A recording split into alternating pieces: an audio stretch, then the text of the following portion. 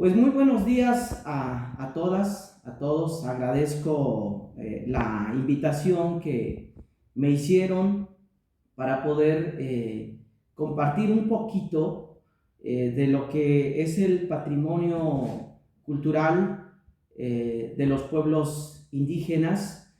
Se divide en dos, en material y en inmaterial. Algunos le llaman tangible e intangible, pero prácticamente es lo mismo. De acuerdo a los datos de la UNESCO, de las 7,000 lenguas que están reconocidas, de acuerdo a las investigaciones que se han hecho, 6,000 de ellas están en peligro de desaparecer, desafortunadamente, y esto nos alarma como pueblos originarios, porque es parte del patrimonio. Las lenguas es un patrimonio intangible y solo se puede transmitir a través de la oralidad, a través de la práctica. Cada día la humanidad se empobrece cuando se pierde este patrimonio.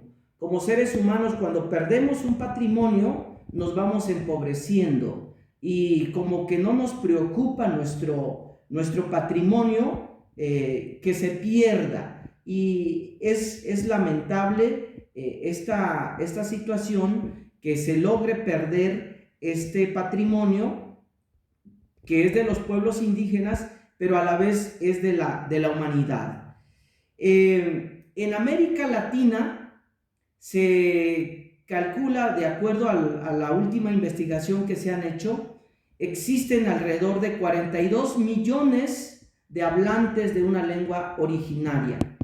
El término correcto debería ser pueblos originarios, no pueblos indígenas. Se viene arrastrando desde 1492 por la confusión que tuvo Cristóbal Colón. El término correcto debería ser lenguas originarias o pueblos originarios. Pero como no es el tema ahorita de ver si es pueblos indígenas o pueblos originarios, solo como meramente comentario. De estos 42 millones, son 522 lenguas que aún se conservan. Muchas de ellas están agonizando porque quedan muy pocos hablantes. Solo en México tenemos 68 lenguas originarias que está reconocido por el INALI, que aún todavía quedan 2-3 hablantes en algunas lenguas que ya están casi desapareciendo. Se tiene registrado 69 lenguas, incluyendo el español. Ese es el patrimonio cultural de los pueblos originarios y ese es el patrimonio de la humanidad, las lenguas originarias. Solo en Chiapas, para que tengan ahí una idea, solo en Chiapas tenemos 12 lenguas reconocidas en la Constitución. Hay una que no está reconocido, que es el chiapán, pero 12 están reconocidos, no incluyendo el español. 11 de ellas son mayenses. Está la lengua zoque, que también tiene 8 variantes.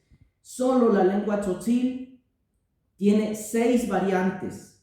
La lengua tzeltal tiene 4 variantes. Cada una de estas variantes implica un patrimonio diferente, implica una cultura diferente, una vestimenta diferente. Entonces, esto es la diversidad del patrimonio que existe. En Chiapas, comparando con Oaxaca, en Oaxaca en porcentual tienen mayor número de hablantes, pero en Chiapas es el estado que tiene mayor número de hablantes. De acuerdo a los últimos datos del 2020, superamos 1,600,000. Y aquí en Chiapas está la segunda lengua más hablada en México, que es la lengua tzeltal, de acuerdo a los últimos datos. El tzotzil estamos en tercer lugar pero ahí estamos como peleando el primer lugar. Entonces, en todo el país, de acuerdo al censo por el INEGI, 127 millones, más de 7 millones manifestaron hablar una lengua materna. Manifestaron o se expresaron en una de las lenguas, de las 68 lenguas que están reconocidas. Esto equivale a un 6% de esta diversidad, de este patrimonio cultural de los pueblos indígenas. Pero además, lo relevante de esto es que más de 27 millones de personas manifestaron ser indígenas, aunque hayan dejado de hablar su lengua por la razón que haya sido, manifestaron ser indígenas, ser hablantes de una lengua. De las dos grandes culturas que surgen en México, como es la cultura maya, la cultura azteca, que son las dos grandes culturas que han trascendido y que aún están los vestigios. Yo considero, y no por ser mayense, pero la cultura maya es la que tiene más vestigios desde la península hasta Guatemala, que de acuerdo al Popol Vuh, en Quiché surge la gran cultura maya. Entonces, ahí están los vestigios como Palenque, Toninay, Axchilán, Bonampak y un sinfín de ruinas de edificios que nos da la idea de esta gran cultura maya. Entonces, como ustedes pueden ver, eso es el patrimonio cultural, material de los pueblos indígenas, porque ellos la construyeron antes de la colonia. Sin embargo, hoy se considera como patrimonio cultural de la humanidad. En Chiapas, sobre todo en el municipio de Chamula, se han hecho investigaciones. Aún se utiliza tal vez un 90% todavía las parteras empíricas o parteras tradicionales, y tal vez solo el 1%, cuando mucho, llega a parar a un quirófano, porque el producto no pueda nacer. Entonces, es bastante importante el número, gracias a estas parteras empíricas tradicionales que conservan. Y aquí en Chiapas, dentro de los hospitales, aquí en San Cristóbal, de donde les estoy hablando, hay un hospital que se llama Hospital de las Culturas. Hay una sección para las parteras empíricas. Entonces, esto es el patrimonio cultural inmaterial. Ahora, no siempre ha existido esto dentro del marco jurídico. Para la legislación, tanto nacional e internacional, prácticamente es nuevo. Surge después de la Revolución Mexicana. Se ha costado mucho el reconocimiento, por eso yo celebro esta invitación de poder compartirles esto, porque hasta en 1940 se llevó a cabo el primer congreso indígena, que no quedó registrado en la historia oficial, pero en la memoria sí quedó. En 1940 se llevó a cabo el congreso indígena, donde estuvo el entonces presidente Lázaro Cárdenas, que fue el primer congreso indígena. Eso sería como los antecedentes de los pueblos indígenas para el reconocimiento y la protección de estos derechos de los pueblos indígenas, derechos al patrimonio cultural, material e inmaterial. En 1974 se lleva a cabo en San Cristóbal de las Casas, Chiapas, el segundo congreso, podríamos decir, relevante, ¿sí? Se llevó a cabo en San Cristóbal, donde asistieron personalidades muy importantes. Uno de ellos, uno de los protectores, don Samuel Ruiz García, que en paz descanse, nosotros le decimos Tatik Samuel, porque impulsó mucho esta protección a los pueblos indígenas para que se conservara este patrimonio cultural de los pueblos indígenas.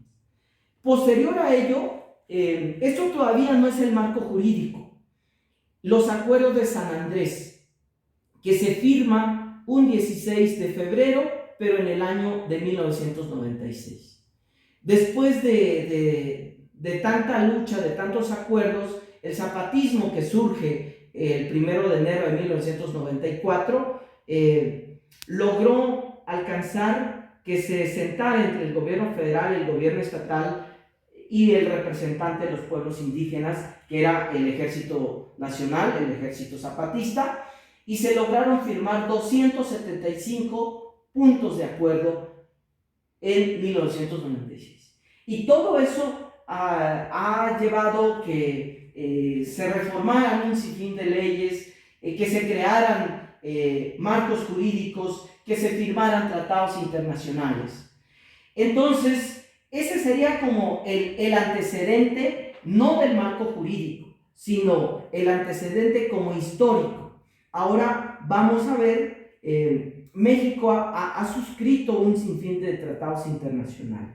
Hay 5 tratados internacionales que tienen que ver con la protección de los derechos indígenas. Algunos en materia educativa, otros en materia de salud, otros en materia de niñas y niños. Bueno, la Declaración de las Naciones Unidas sobre los Derechos de los Pueblos Indígenas, hay ciertos artículos reservados para los pueblos indígenas, donde nos indica el artículo 11, dice: los pueblos indígenas tienen derecho a practicar, revitalizar sus tradiciones y costumbres culturales. Ello incluye el derecho a mantener, proteger y desarrollar las manifestaciones pasadas, presentes y futuras de su cultura, lugares arqueológicos e históricos, objetos, diseños, ceremonias.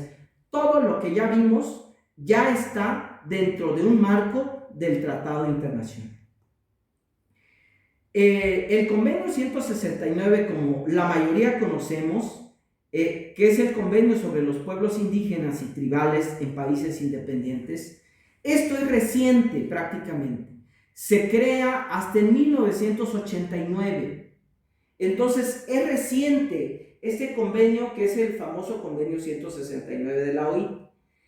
Lo que quiere decir entonces que se incorpora dentro del marco jurídico a los pueblos indígenas después de 1990. México suscribe este convenio estando como presidente Carlos Salinas en 1990. México suscribe este convenio 169, se incorpora. Y hasta en 1992 se inserta, se reforma la Constitución y se inserta un apartado en el artículo 4 en 1992 para reconocer la existencia de los pueblos indígenas a rango constitucional hasta en 1992. Bueno, en el 2003 México logra firmar un convenio que es la Convención para la Salvaguardia del Patrimonio Cultural Inmaterial. Todo lo que ya vimos, entonces México logra firmar, se incorpora esto ya en el año 2003, y que aquí ya hace esta división. El patrimonio cultural inmaterial se manifiesta en diferentes ámbitos, hay varios apartados, y el artículo 11 nos señala adoptar las medidas necesarias para garantizar la salvaguardia del patrimonio cultural, material que exista dentro del territorio. Bueno, esto es a rango internacional. Ahora, dentro del país, como les comentaba, en 1992 se inserta en el artículo 4 y hasta en el 2001 se logra una reforma nuevamente a la Constitución.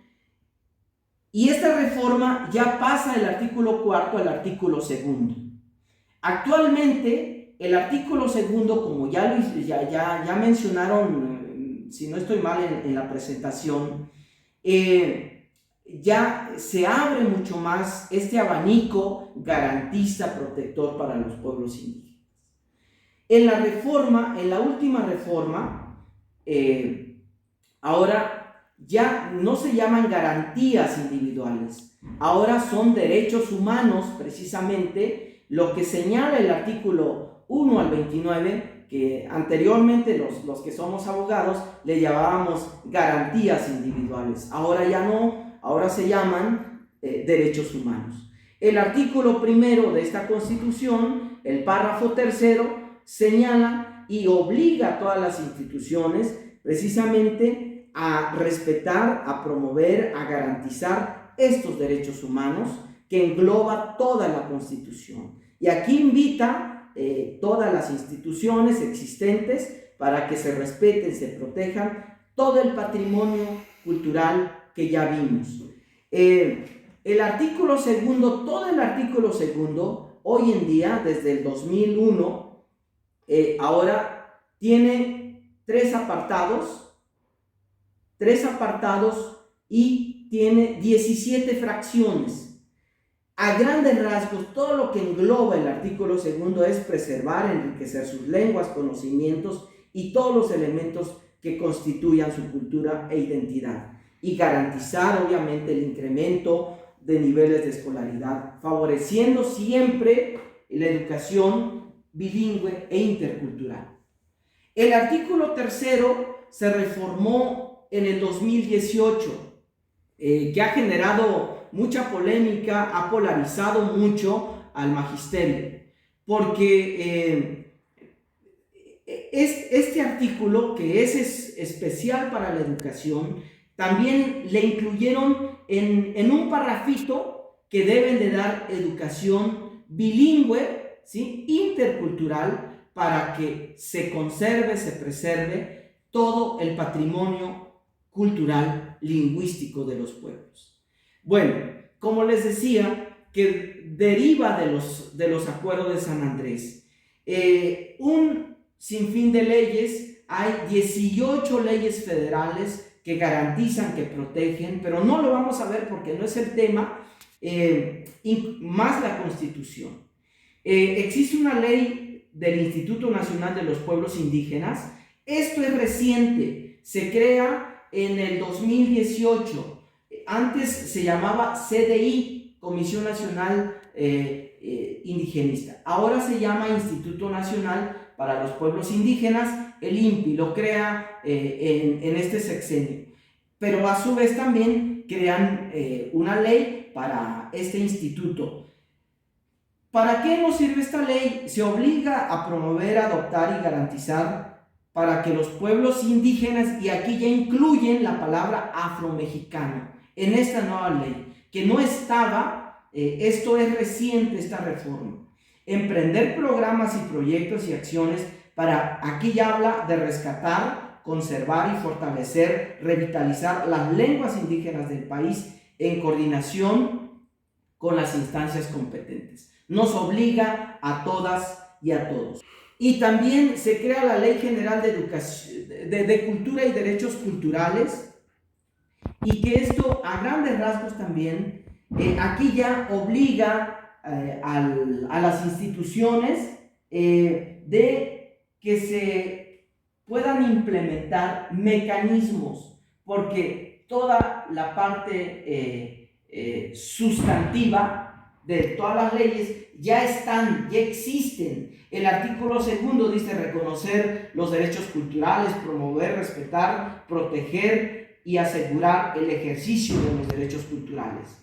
Pero el artículo 19 dice se debe de implementar los mecanismos para que se pueda coordinar. O sea, no hay mecanismos todavía. Existe la parte sustantiva, nos falta la parte adjetiva. Por ahí hay una imagen, el Día Internacional de la Lengua Materna, que se celebra el 21 de febrero. Más bien no se celebra, se conmemora, porque no celebramos. Para que se lograra este reconocimiento ocurrió un genocidio de unos pueblos originarios que defendieron su lengua y los mataron. Por eso no celebramos, conmemoramos. también existe la Ley General de Derechos Lingüísticos de los Pueblos Indígenas. Esta ley, estas leyes es a nivel federal para que las lenguas indígenas sean parte integrante del patrimonio cultural y lingüístico, y que se reconozcan, que se le dé el mismo valor las lenguas indígenas igual que el español, porque tienen la misma validez. Eso dice la ley. Sin embargo, en todas las instituciones no existen traductores como tal. Por eso no se logra conservar este patrimonio cultural inmaterial, así como material. Y dice, las autoridades educativas federales deben de garantizar una educación obligatoria, bilingüe e intercultural y el uso de su lengua indígena. Aquí hay un problema porque, como comentaba al inicio, hay 68 lenguas en México, hay 12 en Chiapas. Yo hablo tzotzil, pero hay una lengua que se llama zoque, otra que se llama chol. Yo no entiendo chol. ¿Y qué ha pasado? Mandan un maestro chol a una zona tzotzil y viceversa, un tzotzil a una zona zoque, y ni el zoque entiende tzotzil ni el tzotzil entiende chol. Entonces no ha sido funcional esta educación bilingüe. Ahí vemos que se lacera el derecho a la educación bilingüe y la protección del patrimonio cultural inmaterial, así como material. Como pueden ver, la danza, la educación. También a través de CIPINA, que se acaba de crear para el derecho de niñas y niños de que tienen derecho a conservar su lengua materna, de que la educación tiene que ser bilingüe, tanto la información donde haya población mayoritariamente indígena, debe de darse la información en las lenguas indígenas. Bueno, para ir terminando, las instituciones que son los que están encargados de promover, de garantizar, de proteger todo lo que ya vimos, la Secretaría de Cultura a través de la Dirección General de Culturas Populares Indígenas, la Dirección General de Educación Indígena, la DGI, que depende de la Secretaría de Educación, el INA, que es el Instituto Nacional de Antropología, que eso también debe de proteger el patrimonio material de los pueblos indígenas, el INALI, que son los que publican, promueven que se hablen las lenguas, el INPI, comentaba que es de reciente creación. Las universidades interculturales, aquí en Chiapas hay una, la UNICH, en Veracruz, en varios estados existen estas universidades. Los estudiantes forzosamente tienen que llevar una materia en una de las lenguas que se hablan en estos estados. En Chiapas, en algunos estados, también existe secretarías que protegen y promueven los pueblos originarios. Entonces, quiero cerrar con una frase del gran doctor León Portilla, que decía: cuando muere una lengua, la humanidad se empobrece. Está en manos de nosotros y de muchas instituciones para que la humanidad no se empobrezca más de lo que ya está. Pues de mi parte agradezco mucho esta invitación. Y pues no me resta más que decirles Colabalik, que es gracias. Es cuanto. Muchas gracias. Consejo Estatal para las Culturas y las Artes. Gobierno de Chiapas.